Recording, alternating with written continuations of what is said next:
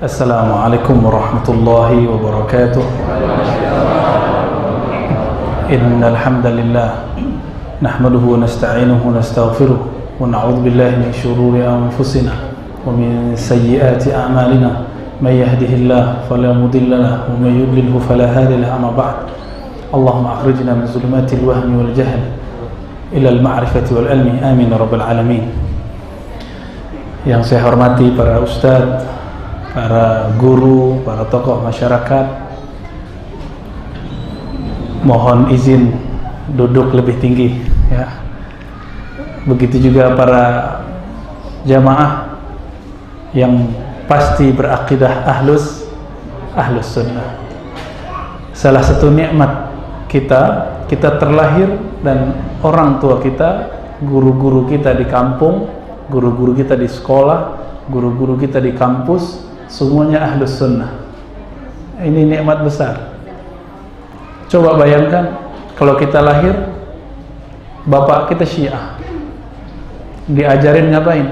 Menghujat Abu Bakar As-Siddiq.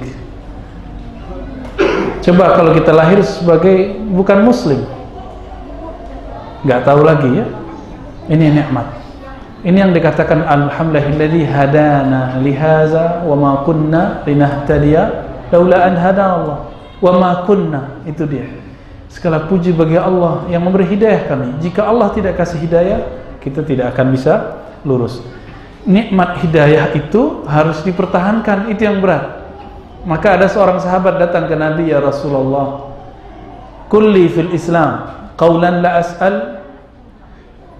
Katakanlah kepadaku, ajarkanlah kepadaku suatu kalimat yang aku tidak akan bertanya ghairak ahadan ya, kepada selainmu seorang pun. Lalu Nabi menjawab, qul amantu billah tsumma istaqim. Katakanlah aku beriman kepada Allah lalu aku istiqamah. Iman seperti apa yang Nabi ajarkan ini? Maka 2 hari ini kita dengan para asatiz yang mampu berbahasa Arab, kita gunakan ngaji 2 hari ini full berbahasa Arab. Dihadiri Ustaz Alnof, Maulana Farhan, ini udah perwakilan dari pergerakan-pergerakan yang banyak, dan semuanya ahlu sunnah. Kita mengkaji Kitabul Iman, pas sekali. Kitabul Iman, kitab iman dari Sahih Bukhari. Sehingga kita tadi mencocokkan akidah kita sama tidak dengan akidah Imam Bukhari. Ternyata alhamdulillah akidah kita tidak jauh dari Imam Bukhari. Ini nikmat luar biasa. Bapak saudara makan Allah, sekarang setiap kelompok mengaku ahlus sunnah. Ini kalau kayak gadis diperebutkan cowok-cowok ya.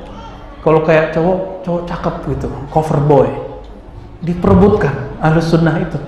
Setiap kelompok mengatakan dirinya ahlus sunnah. Inilah akidah ahlus sunnah. Inilah akidah ahlus sunnah. Saya datang bukan untuk mengatakan saya paling ahlus sunnah, tapi kita semua sudah ahlus sunnah. Tapi kita mau sedang memperjelas kita ahlus sunnah jenis kelaminnya apa ya, jenisnya yang mana ini yang kemudian belum jelas, maka kita perjelas. Bapak saudara ikhwan akhwat fillah, ahlus sunnah apa artinya?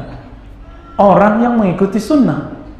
Adakah di hadis suruhan ngaku ahli sunnah? Ternyata nggak ada juga. Yang ada cuma apa? Ini yang hadis sering kita baca. Nabi mengatakan seluruh umat Yahudi Nasrani terpecah. Begitu juga umatku. Umatku berapa terpecahnya? Menjadi lebih parah Pak. 73.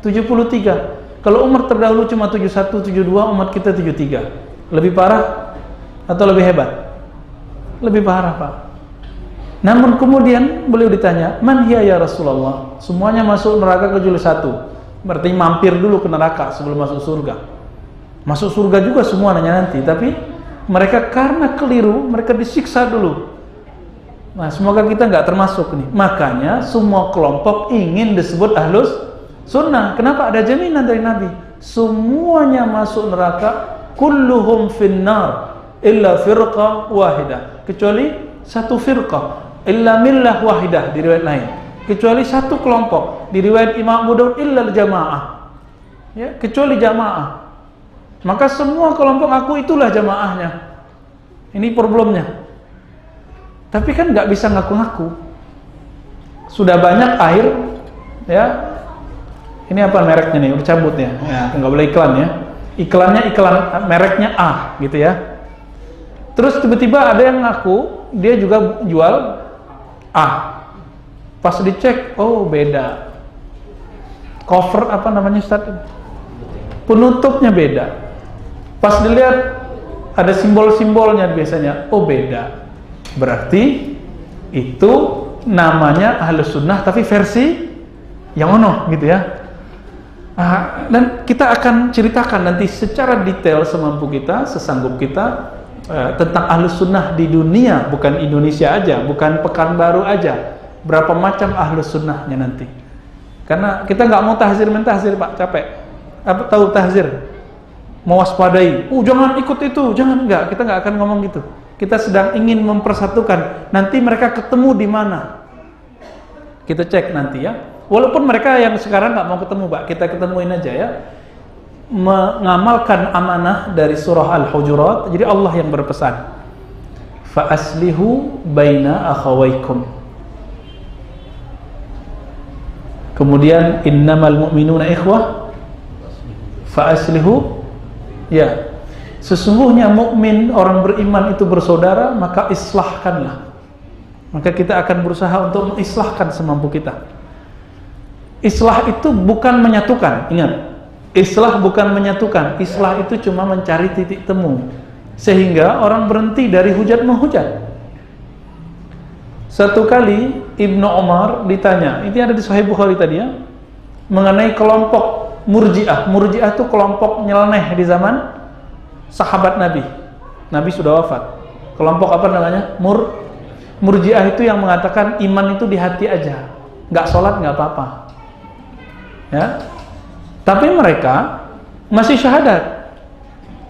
Ibnu Umar nggak mau jawab pakai aneh-aneh. Dia cukup jawab dengan sibabul muslim fusuq wa qitaluhu kufur. Mencaci sesama muslim itu fasik. Maka ciri-ciri dai fasik suka mentahzir. Ciri-ciri ulama fasik suka jelek-jelekin orang. Ciri-ciri dai-dai muhibbud dunya, pencinta dunia, suka nyari kesalahan orang. Qalbunya isinya hasad. Nah, kita nggak mau yang begitu. Kita sedang mencari titik temu semampu kita. Nggak mau dipertemukan ya sudah. Kita cukup mengamalkan ayat ini, fa aslihu baina akhawaykum. Maka islahkan antara saudara-saudaramu. Lalu apa kata Nabi? Ciri-ciri Ahlus Sunnah itu man ana alaihi wa ashabi. Yang ikut aku dan ikut sahabatku. Ikut aku disebut Ahlus Sunnah, ikut sahabat disebut jamaah. Ahlus Sunnah wal. Jadi istilah Ahlus Sunnah bukan berasal dari zahir hadis, tapi dari makna hadis. Ada hadisnya, tapi riwayat Tabrani dan hadis dhaif. Ya, apa itu ya Rasulullah? Itu kelompok Ahlus Sunnah wal Jamaah, tapi hadis dhaif. Baik. Lalu kita ini Ahlus Sunnah. Ahlus Sunnah yang mana? Kalau saya tanya, tadi saya tanya ke Ustadz Al-Nof, orang Riau, dulu ulama yang bawa Islam ke sini siapa? Tapi beliau kurang yakin ya. Saya mau tanya yang orang Melayu nih. Dulu yang bawa Islam ke sini, kemudian terkenal dengan keulamaannya siapa? Masih ingat nggak? Ya, kemudian yang tahun-tahun 20-an atau ya 1900-an lah ya. Kerajaan Bengkalis itu ada raja ya. Ada muftinya dulu kan? Muftinya siapa itu? Kalau rajanya saya tahu, Pak. Dulu ada raja gelar, ada raja penguasa. Misalnya kayak Raja Ali Haji, ada Raja Muhammad Yusuf ya. Itu ngajinya langsung ke Makkah. Raja Ali Haji itu murid dari Syekh Ismail Al-Minangkabawi Al-Makki. Dia belajar akidah Ahlus Sunnah dan belajar ilmu zikir langsung di Makkah. Makanya pernah pulang ke Sumatera, tapi kemudian menetapnya di Riau. Di Riau, Pak, di wilayah kita ini. Namanya Syekh Ismail. Syekh Ismail, ya. Siapa nama muridnya? Itu raja. Namanya siapa? Raja Ali Haji. Kemudian penerusnya siapa? Nah, saya kalau salah nih silsilah raja, tolong dibenerin, karena kita tidak tahu kerajaan itu silsilahnya kemana aja. Namun yang terakhir yang tertulis di sejarah, di kitab-kitab yang kita baca, sejarah ya ulama yang ditulis, ada Raja Yusuf. Ya. Itu bergurunya kepada murid Syekh Abdullah Zawawi. Itu juga ulama Mekah, tapi beda. Sama-sama Ahlus Sunnah, tapi beda madrasah dengan Syekh Ismail. Beda madrasah, Pak. Tapi mereka sama. Dari situlah kemudian mufti-mufti, guru-guru ngaji, ulama-ulama buat pesantren, buat surau, buat apa. Mereka itu berakidah Ahlus Sunnah. Saya sudah meneliti ini semenjak tahun 2008.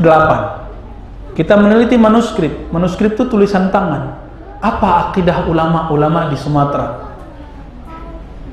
Ternyata kita kaget, Pak. Kitab yang dibaca di tempat belajarnya Ustadz Al-Nof di Mesir, itu kitabnya banyak ketemu di Aceh, banyak ketemu di wilayah-wilayah yang dulu pusat-pusat Islam, Mandailing, ya, di Deli Serdang, kemudian di Bengkalis, kemudian di Padang itu di daerah Pariaman, sampai kemudian di Jambi, ketemu, Pak. Kitabnya sama.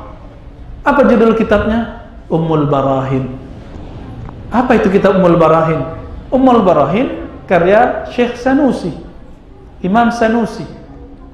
Ya, Imam Sanusi, beliau di akhir tahun 900-an, ya, semasa dengan Imam Al-Hadis Ibnu Hajar Al-Asqalani, guru dari Imam Suyuti. Kita sering dengar Imam Suyuti. Ya. Nah, Imam Sanusi ini punya murid banyak.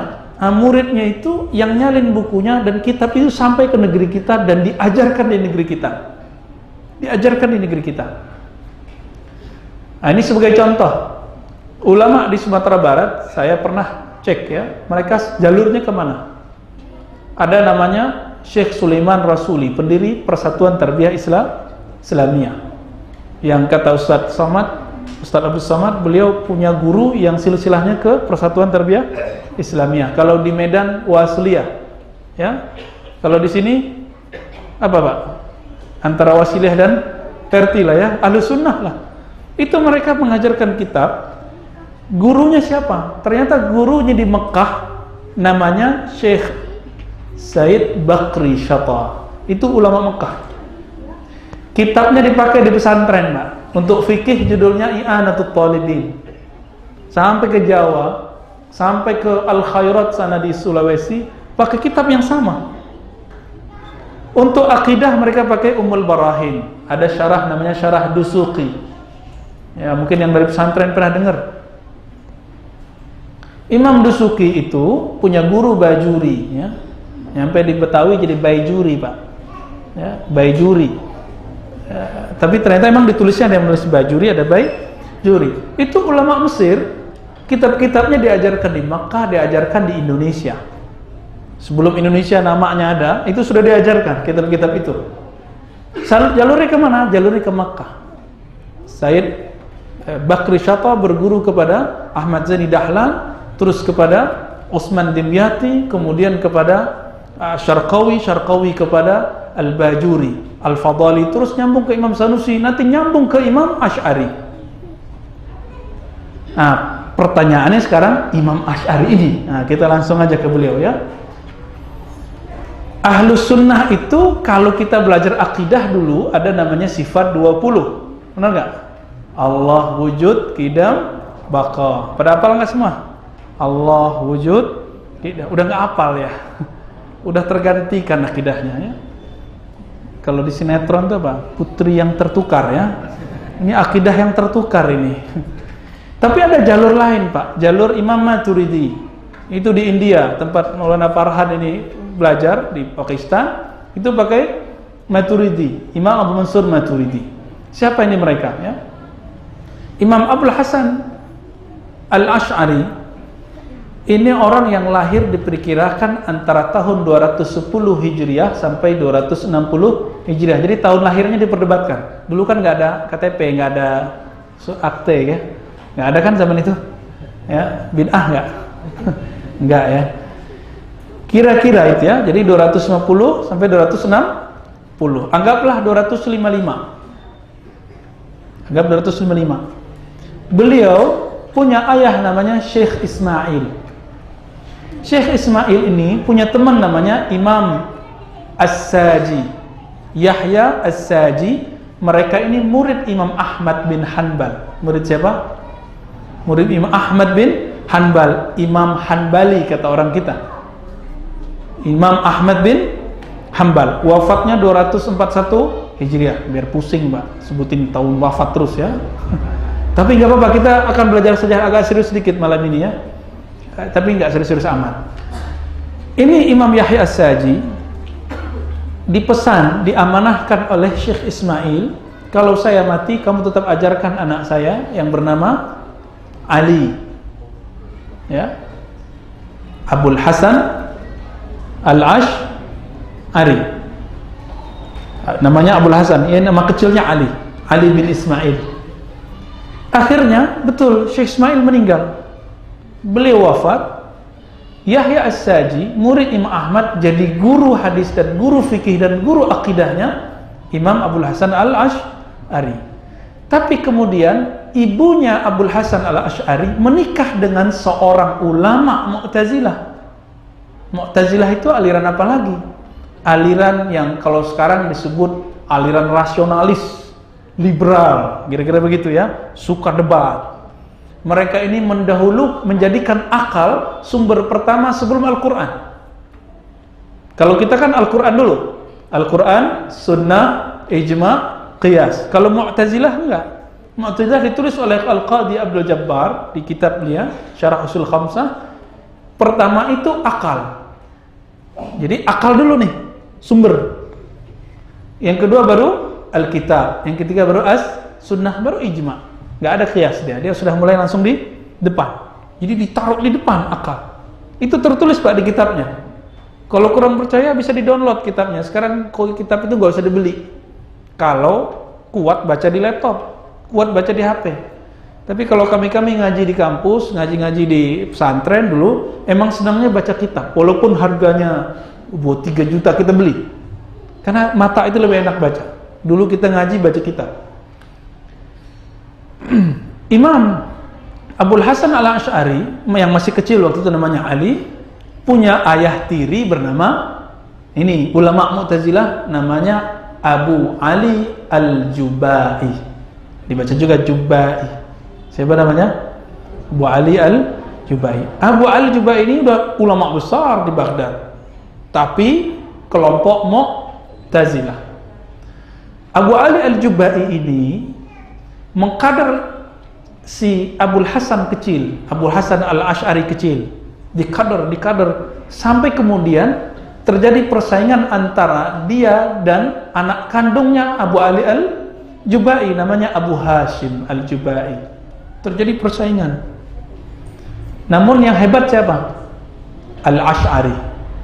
Maka di saat Imam Ash'ari baru berumur 20 tahun, dia sudah menjadi pemimpin Mu'tazilah. Tadinya apa? Tadinya Ahlus. Jadi ini cerita yang jarang diceritakan orang. Imam Ash'ari itu 3 periode, tapi salah sebut orang periodenya. Yang tertulis di kitab-kitab murid-muridnya, pengikut-pengikutnya, Imam Ash'ari Ahlus Sunnah dulu, lalu menjadi Mu'tazilah. Ternyata beliau ngupdate terus, berguru terus. Terakhir beliau berguru ke Imam Junaid Al-Baghdadi. Pernah dengar Imam Junaid? Semua sufi-sufi di dunia tarekatnya lewat Imam Junaid. Ilmu zikir, la ilaha illallah, Allah, apapun zikirnya lewat Imam Junaid. Imam Junaid ini wafatnya tahun berapa? Tadi Imam Ash'ari tahun berapa lahirnya? 250 atau sampai 260. Kira-kira kita ambil tengahnya 255. Imam Junaid ini wafatnya tahun 297. Perkiraan ulama 200 berapa? Imam Ash'ari ini diperkirakan tobat umur 30-an ke 40. Jadi kalau 55 umur berapa dia tobat? Tahun berapa dia tobat kira-kira? 29? Hah? 255 tambah 30 atau 40? Nah, 30 dulu dah. Oke, kalau tambah 40? 295. Berarti masih bisa ketemu Imam Junaid nggak? Ketemu Pak, Imam Junaid Al-Baghdadi dari Baghdad Pak ya. 295 berarti masih ada waktu 2 tahun ketemu Imam Junaid. Tapi ternyata diam-diam dia sudah lama melirik kajian Imam Junaid. Junaid Al-Baghdadi ini disebut Imam Ahlus Sunnah di kalangan Sufi. Karena juga ada Imam Ahlul Bid'ah Pak di kalangan Sufi. Nah, di situ beliau mulai berubah pertemuannya. Yang tadinya suka debat, ketemu Sufi kan banyak zikir jadinya ya. Langsung semua yang didebatkan selesai dengan beberapa pertanyaan dari Syekh Abdul Hasan Al-Asy'ari dijawab oleh Junaid, selesai. Apa aja pertanyaannya beres. Dia mikir-mikir. Saya kira yang paling pintar itu Abu Ali Al-Jubai, bapak tirinya. Ternyata masih ada yang lebih pintar. Langit di atas langit. Akhirnya beliau di umur 40 itu, beliau orang Arab itu pakai bamis, pakai sarung, pakai jubah Pak. Ada jubah satu lagi, jubah luar. Ini kan jubah dalam kata orang kita. Enggak, namanya ini qamis bahasa Arab. Ada jubah luar. Biasanya kalau orang Al-Azhar tuh pakai ya. Biasanya Ustaz Anaf kalau pakai baju lengkap tuh ada tuh ya. Lengkap. Kalau orang Saudi juga ada. Habib coba lihat. Ada gamis, luarnya ada jubah, terus ada lagi selendang, rida. Beliau buka jubahnya, lalu beliau berkhutbah dan mengatakan, siapa yang belum kenal aku, kenalkan aku Abdul Hasan Al-Asy'ari. Orang kenal dia semua, udah imam di Baghdad. Apa kata beliau? Ini jubah saya copot, saya lempar, sebagaimana juga saya melempar ajaran bapak tiri saya Abu Ali Al-Jubai. Kok dia bisa keluar? Ternyata ada beberapa pertanyaan dia yang dia tanyakan ke bapak tirinya nggak bisa dijawab. Mungkin Ustadz Idrus Romli pernah cerita ya tentang di sini tentang 3 orang. Ya, kita ulang lagi Pak. Kita coba lihat sisi lain. Itu baru salah satu cerita. Imam Subuki menyebutkan cerita yang banyak, Imam Ibnu Asakir menyebutkan cerita yang luar biasa lebih banyak. Namun cerita yang paling mengena itu adalah orang Mu'tazilah itu punya akidah. Akidahnya kayaknya bagus, tapi masalah. Allah itu hanya berkehendak baik. Bagus nggak bunyinya? Bagus bunyinya? Bagus. Tapi mereka mengatakan Allah tidak menciptakan keburukan. Mulai aneh. Berarti ada pencipta keburukan selain Allah. Siapa dong? Setan dan Anda. Gitu ya. Berarti kita semua menciptakan perbuatan kita sendiri. Perbuatan kita ada yang baik, ada yang buruk. Coba lihat. Allah itu hanya buat yang baik. Kita bisa buat baik, bisa buat buruk. Banyakan mana? Banyakan kita apa Allah? Nah, ini yang kemudian ditanyakan oleh Syekh Abdul Hasan Al-Asy'ari. Ini mana yang disebut rasional? Mana yang disebut cerdas itu di mana? Ini kurang cerdas ini gitu. Nah, ini yang jarang diceritakan orangnya. Yang tentang 3 orang itu sering diceritakan. Yang barusan jarang diceritakan. Nah, akhirnya terjadi akut, apalagi orang Mu'tazilah ini meyakini Al-Quran itu sifat Allah makhluk. Apa arti makhluk? Baru. Allah itu Allah wujud, qidam, baqa. Qidam itu artinya apa? Yang terdahulu tanpa ada awal. Kalau kita ada awal nggak? Ya, saya mau tanya, duluan ayam apa telur? Hah? Ayam. Saya punya ayam di rumah waktu kecil, kok dari telur ya? Ayamnya keluar dari telur. Tapi saya kemudian punya bebek, itu bapak saya punya dulu, bebeknya keluar dari telur, ada yang telur keluar dari bebek. Jadi pusing kita. Ini yang mana yang duluan? Ayam duluan apa telur duluan? Bebek duluan apa telur duluan? Tuh, berbeda pendapat nih ulama Pekanbaru nih ya. Yang mana duluan, Pak? Ini namanya daur, muter balik, debat kusir ya. Kata orang yang punya ayam, tapi ayamnya ayam jago. Nggak pernah ngelihat ayam bertelur. Itu telur dari ayam. Kata bapak-bapak yang punya ternak apa nih? Ternak ayam petelur, lain lagi ceritanya. Ya, yang telurnya kemudian dibibitkan menjadi ayam, enggak, ayam dari telur, udah bolak-balik di situ. Ini namanya daur, muter, debat kusir, ya. Imam Asy'ari bilang, kurang cerdas. Yang benar gimana?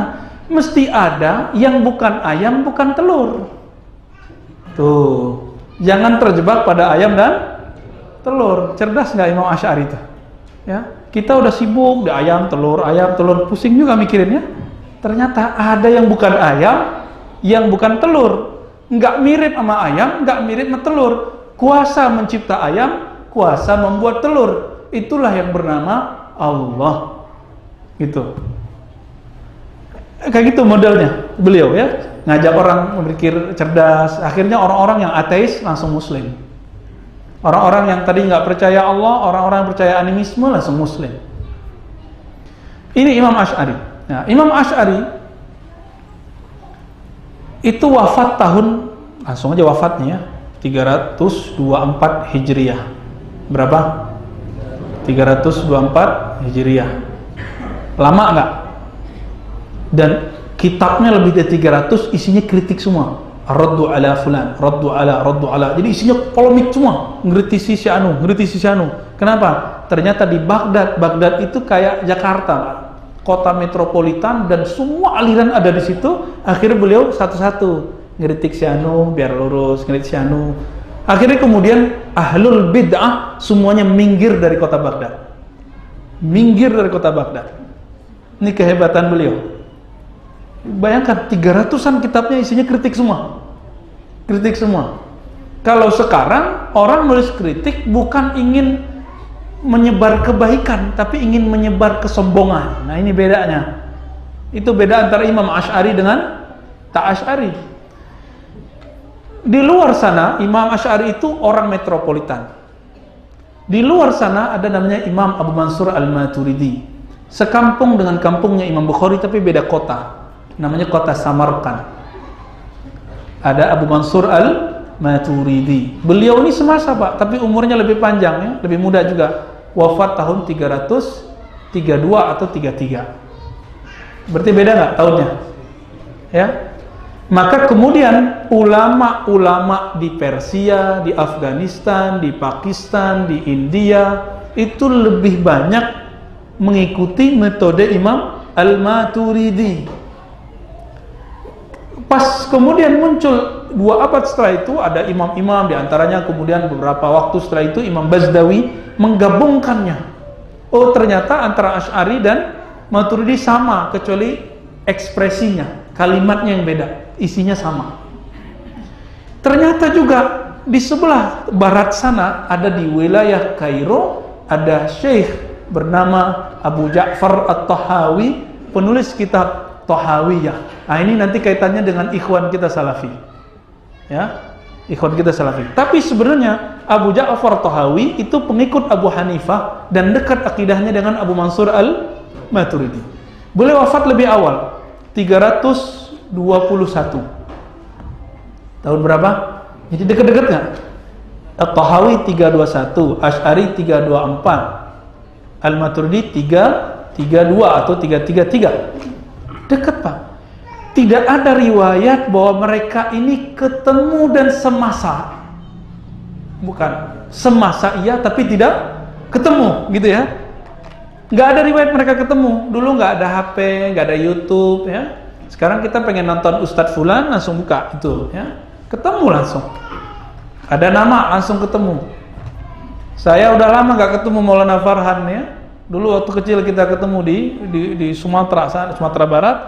Terus Ustaz Anaf kabari, ini ada nih namanya Maulana Farhan, beliau ini begini. Saya ingat Ustaz Farhan, saya kenal. Sekarang tinggal cek aja, ditunjukin gambarnya. Oh iya, ini beliau ini. Tapi beliaunya lupa sama saya, ya. Ustaz melupakan aku, Ustaz. Mereka tidak pernah ketemu. Kita cek kitabnya. Imam Tahawi lebih tua, ilmu hadisnya lebih kental Pak. Imam Tahawi ini punya kitab hadis banyak. Kenapa? Karena di Kairo saat itu tidak banyak orang debat masalah akidah. Orang banyak ngaji hadis. Dulu Imam Tahawi ini bermazhab Syafi'i. Tapi kemudian dia ketemu dengan seorang imam bermazhab Abu Hanifah yang sudah pintar ilmu hadis, pindah mazhab. Jadi bisa aja orang pindah mazhab. Ini siapa? Imam Tahawi. Jadi orang pindah mazhab itu biasa. Dari dulu udah biasa Pak. Tapi mereka nggak saling menyalahkan. Ya, Imam Abu Al-Hasan Al-Ash'ari tadi gimana? Dari ahli sunnah jadi Mu'tazilah, balik jadi ahlus sunnah. Ini yang benar ceritanya. Bukan dari Mu'tazilah menjadi Kulabiyah, Asy'ariyah, menjadi Salafiyah. Bukan. Nggak begitu ceritanya. Di akidahnya sudah salaf. Pertama ahli sunnah salaf, udah salaf dia. Lalu Mu'tazilah, lalu menjadi ahli sunnah lagi, ikut salaf lagi. Itu yang sahih. Kita cek. Maka Imam Ibnu Asakir ahli hadis nulis kitab. Judulnya Tabyin Kadzbil Muftari Fima Nusiba Ilal Imam Abil Hasan Al-Ash'ari. Penjelasan kebohongan orang yang bercerita tentang Ash'ari, bahwa Ash'ari itu berapa? Pindah menjadi begini gitu ya. Nah ini kemudian di satu kitab Pak. Kitab ini kita ajar di Ma'had Darus Sunnah di Jakarta. Kita ajar untuk mahasiswa semester 6 dan semester 8. Kita ajar kitab ini. Nah, Imam Tahawi ini pas kita cek kitabnya, Tahawiyah, Asy'ariyah, Maturidiyah, ternyata akidahnya sama. Akidahnya sama. Dan Imam Tahawi ini kitabnya dipakai oleh teman-teman ikhwan-ikhwan Salafi yang sekarang. Jadi sebenarnya kita ini masih satu ke atasnya. Masih satu Pak ke atasnya. Akidah Tahawi kok nggak terkenal karena beliau tidak tinggal di kota metropolis. Lebih terkenal hadisnya daripada akidahnya. Nah ini. Lalu Indonesia ini ahlu sunnah, benar nggak? Ahlu sunnah yang mana nih Indonesia? Nah sebelum ahlu sunnah Indonesia deh ya, kita cek dulu dunia sekarang. Al-Azhar akidahnya apa Pak? Ahlu sunnahnya dua, Asy'ariyah dan Maturidiyah. Kok nggak Tahawiyah disebut? Karena sudah masuk include Tahawiyah. Kemudian bermazhab fikih 4 mazhab dan bertasawuf. Itu ahli sunnah. Dirumuskan oleh Azhar dan ternyata di Yaman juga sama. Habib Umar yang sering datang ke Jakarta, itu beliau sama, kalimatnya sama. Saya juga berguru ke ulama Suriah, berguru ke beberapa ulama dari Tonja, dari Maroko sana, sama. Beda-beda tipis. Lalu kita sekarang masuk ke jantung pusatnya Islam. Mana? Mekah dan Mekah Madinah ini kita bagi Pak. Mekah Madinah sebelum negara Saudi berdiri dan setelah Saudi berdiri. Kapan berdiri Saudi? 1924. Ini ya apa yang tertulis di buku sejarah ya. Bisa di sebelumnya, tapi baru ditulisnya 1924. 1924 Muhammadiyah udah berdiri belum di Indonesia? Muhammadiyah tahun berapa Pak? 1912 pada 13? 12 ya? NU kapan Pak berdiri? Ini nggak ada NU politik ya, NU aja. NU Syekh Hasyim Asy'ari. Syekh Hasyim Asy'ari. Ini seperguruan dengan pendiri Muhammadiyah ya. Belum ada partai saat itu ya. Belum ada calon presiden saat itu. Jadi kita nggak ngurus yang sekarang ya, kita urusin yang dulu nih. Syekh Hasyim Asy'ari, Syekh Ahmad Dahlan, kita sebut Syekh Pak, bahasa Indonesianya Kiai ya.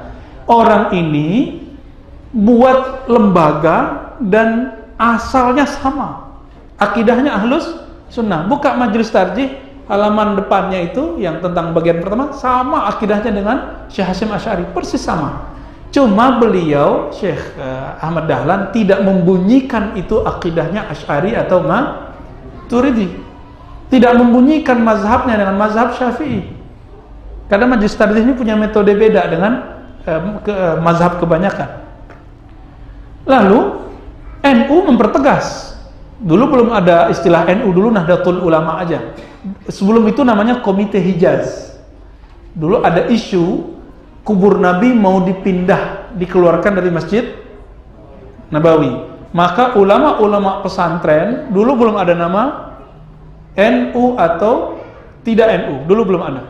Ulama-ulama itu buat semacam hay'ah, lajnah, komite, dikirim ke Hijaz untuk membuat semacam nasihat atau peringatan kepada pemerintah di sana. Maka didirikanlah Komite Hijaz.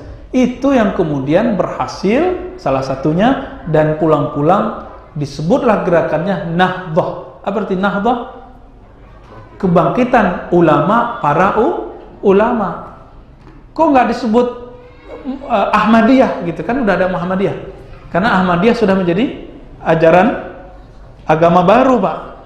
Di Sumatera ada orang-orang Dayah, ada orang Wasiliyah, ada orang-orang Persatuan Tarbiyah Islamiyah. Nah, mereka gurunya sama nanti. Contoh ini yang gampang. Persatuan Tarbiyah Islamiyah itu pendirinya ada beberapa ulama yang terkenal itu 3 ya. Dari Kabupaten Agam, Kota Bukit Tinggi itu ada namanya Syekh Sulaiman Ar-Rasuli. Kemudian dari Payakumbuh ada namanya Syekh Abdul Wahid As-Salihi. Di daerah Padang Panjang ada namanya Syekh Jamil Jau. Ya, Syekh Jamil Jau. Orang 3 ini punya teman banyak, diajak gabung, jadilah Persatuan Tarbiyah Islamiyah. Nah, barengan Pak sama Muhammadiyah nih masuknya, barengan semua. Ini kebangkitan Islam di negeri kita. Pas kita cek semua ke atas, dulu Syekh Sulaiman Rasuli konflik sama Ayah Buya Hamka. Jadi ini generasi Ayah Buya Hamka. Kita kenal semua kan Ayah Buya Hamka. Ayahanda Buya Hamka namanya Syekh Abdul Karim bin Amrullah. Digelari dengan Haji Rasul. Sedangkan Syekh Sulaiman namanya Sulaiman Rasuli. Udah punya Rasul-Rasul belakangnya ya. Mereka awalnya konflik. Kenapa? Syekh Sulaiman Rasuli ini dalam fikih, kalau ada orang meninggal, nggak mempersalahkan makan di rumah orang yang meninggal. Bagi Syekh Abdul Karim Amrullah, ayah Buya Hamka, ini dianggap tidak benar. Kenapa? Guru mereka namanya Said Bakri Syata di Mekah, nulis kitab I'anatul Talibin, fikih mazhab Syafi'i, ahlu sunnah, melarang makan-makan di rumah orang berduka. Tapi muridnya beda pendapat, Pak. Gurunya sama tuh. Tuh, di situ kayaknya. Ternyata Syekh Sulaiman Rasuli dapat guru lain yang membolehkan. Dapat hadis baru. Sebenarnya hadis sudah lama, tapi dia baru dapat.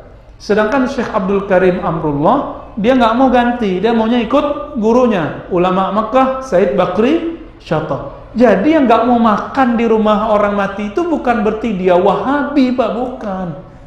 Itu Syafi'i itu. Cuma sekarang dituduh gitu ya. Wahabi pun nggak semuanya salah. Nah, ini cek. Kenapa Wahabi disebut Wahabi? Muhammad bin Abdul Wahab. Syekh Muhammad bin Wahab rahimahullah ini, saya masih nyebut Syekh dan rahimahullah. Nah, karena kita punya sejarahnya yang beda dengan sejarah yang dipakai oleh beberapa kiai-kiai pembenci Wahabiyah. Ya, kita ada kritik tapi kita nggak benci. Nah, ini bedakan.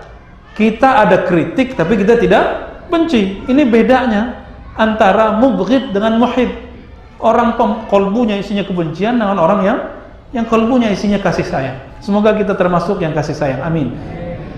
Syekh Muhammad bin Wahab ini punya guru namanya Muhammad Hayat As-Sindi. Akidahnya Ahlus Sunnah Maturidiyah. Beliau dari India, Pak. Tinggal di Madinah, maka disebut Al-Madani. Jadi ulama di Masjid Nabawi. Siapa namanya?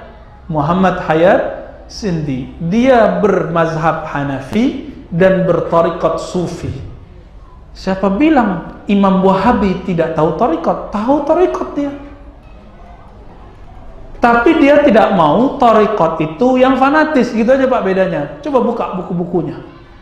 Sekarang aja yang kemudian diinterpretasikan, ditafsirkan terlalu bebas, akhirnya orang teman-teman yang intisab, yang menisbatkan dirinya kepada Wahabiyah Salafiyah, kok bentrok sama ulama sufi. Padahal Syekh Muhammad Abdul Wahab berguru kepada ahli hadis yang sufi. Dia punya judul buku ya, Majmu' Rasail Muhammad Abdul Wahab. Ditulis di situ ketika beliau diisukan di Hijaz yang sekarang jadi Saudi, beliau mengkafirkan fulan, mengkafirkan sufi, mengkafirkan tarekat, mengkafirkan ulama ini, ulama itu. Apa dijawab? Ini hanyalah buhtanun azim, kebohongan yang nyata. Apa kata dia? Saya dituduh, yuftara alayya anni ukaffiru fulan, fulan disebutkan, aku mengkafirkan Sufi Ibn Arabi, Sufi fulan, Syekh fulan, Imam fulan. Dia bilang, enggak, saya enggak pernah mengkafirkan. Kalau di Sumatera Barat, saya nggak tahu di sini, kalau ada orang meninggal itu baca buku sholawat, tahu nggak? Judulnya Dalailul Khairat. Imam terdahulu biasa baca kitab ini untuk sholawat. Tapi orang awam tidak paham, ini kan buku tambahan, bukan buku inti. Yang inti Quran dan Sunnah, bukan hadis Pak ya. Quran dan Sunnah. Kalau ahli hukum lebih senang nyebut Sunnah. Quran dan Sunnah ternyata oleh anak-anak awam, murid-murid pemula dinomor duain. Baca kitab salawat lebih sering daripada baca Al-Quran. Maka beliau mengatakan, saya hanya melarang murid-murid lebih sering baca buku selain kitabullah. Tapi saya dituduh mengkafirkan orang yang baca dalail. Ini beda.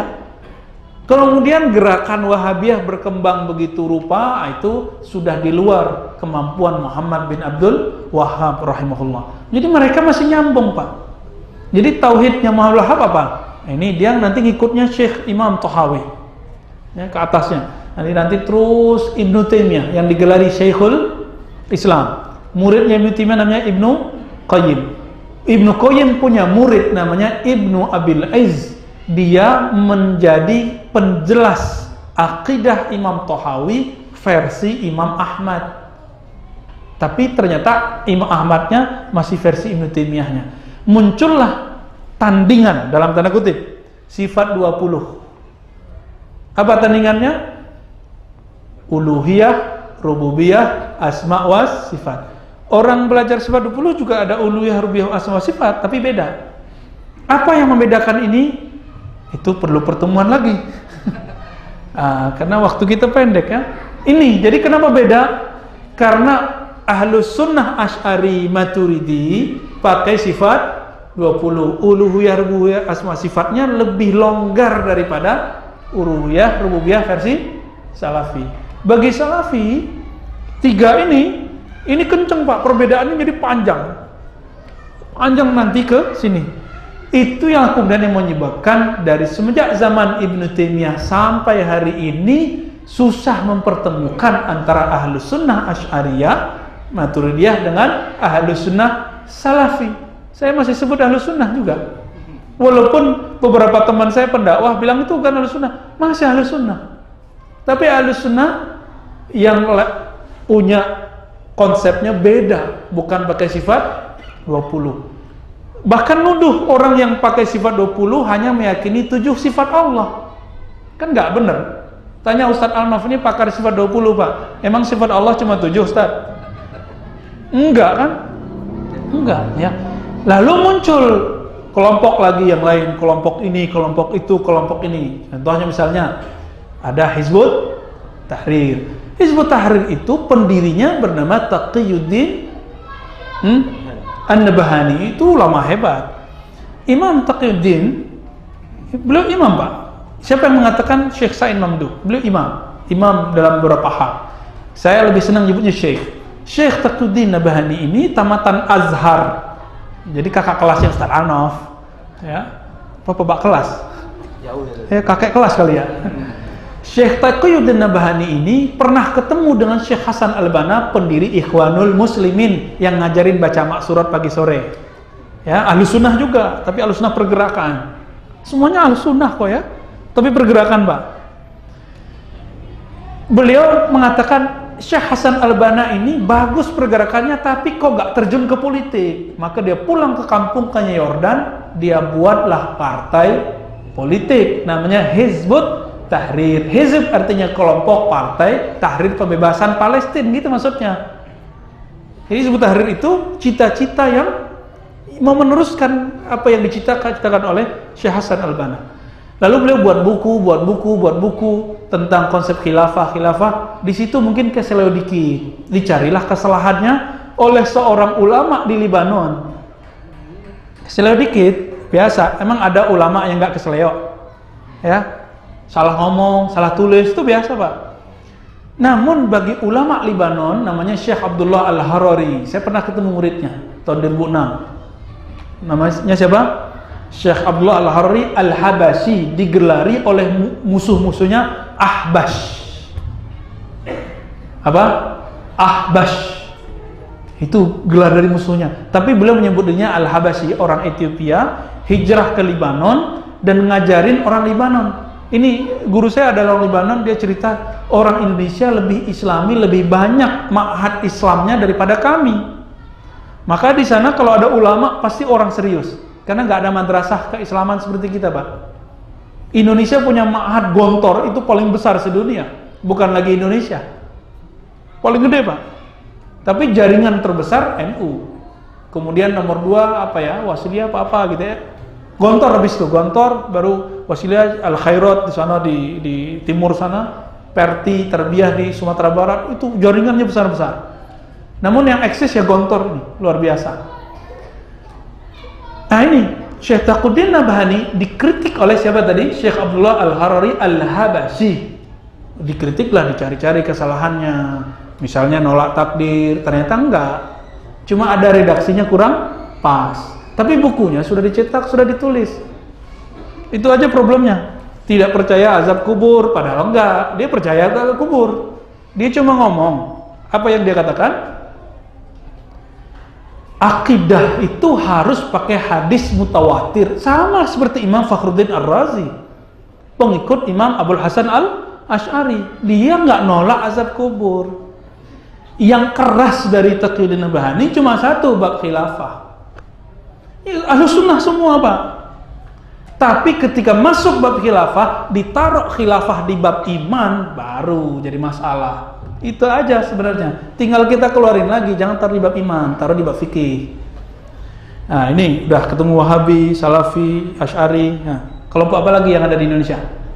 Kita cek uratnya kemana? Udah Isya? Masya Allah. Langsung komen aja bisnis ya. Setelah ini kalau ada pertanyaan, niat bertanyanya ingin tabayun kah, tapi jangan menguji ya. Kalau menguji Ustaz Anaf aja, tahan banting. Wassalamualaikum warahmatullahi wabarakatuh.